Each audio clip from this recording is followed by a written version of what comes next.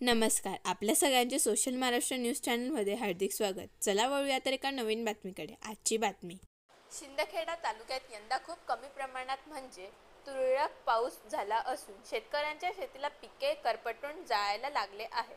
म्हणून शिंदखेडा तालुक्याला दुष्काळी तालुका जाहीर करावा व शिंदखेडा तालुक्यात दरवर्षी कमी पाऊस होत असल्यामुळे हा तालुका अनेक वेळा दुष्काळी असतो. म्हणून या शिंदखेडा तालुक्याला पोखरा योजनेत समावेश करावे व मेथी शिवारातील गट क्रमांक 522/123 येथे गेल्या 8 दिवसांपासून आमरण उपोषणाला बसलेले शेतकऱ्यांच्या मागण्यांची तात्काळ दखल घेऊन पूर्तता करावी म्हणून आज दिनांक 12/8/2025 वार मंगळवार रोजी शिवसेना उपजिल्हाप्रमुख शानाभाऊ सोनवणे यांच्या नेतृत्वाखाली शिवसेना उबाठा गटाने तहसीलदारांकडे निवेदन दिले.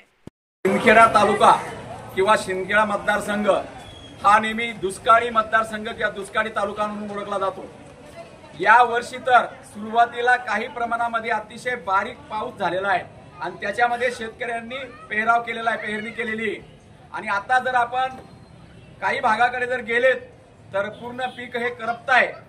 म्हणजे दुष्काळ सदृश परिस्थिती या शिंदखेडा तालुक्यामध्ये निर्माण झालेली आहे.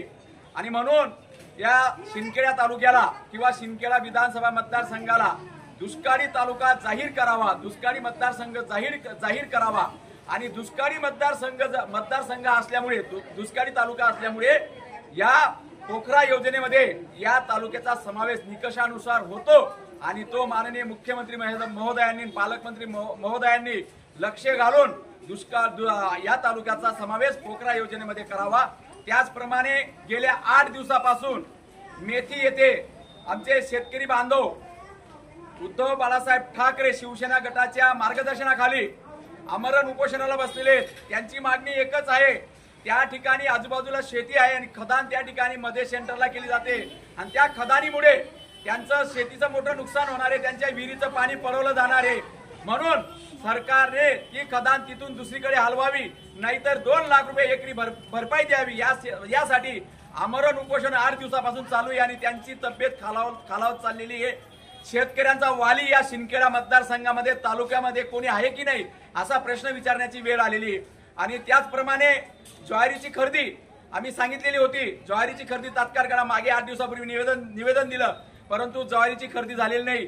जरी युरियाचा जो बफर स्टॉक होता तो माननीय कृषी तालुका अधिकाऱ्यांनी तो शेतकऱ्यांना पुरवला, म्हणून ती एक मागणी आमची पूर्ण झाली. पण ज्वारी खरेदीची मागणी आमची पूर्ण झालेली नाही आणि आता तहसीलदार महोदयांनी ते ज्वारी खरेदी चालू करावी यासाठी आम्ही या ठिकाणी निदर्शने केली आणि माननीय तहसीलदार महोदयांना निवेदन देणार आहोत.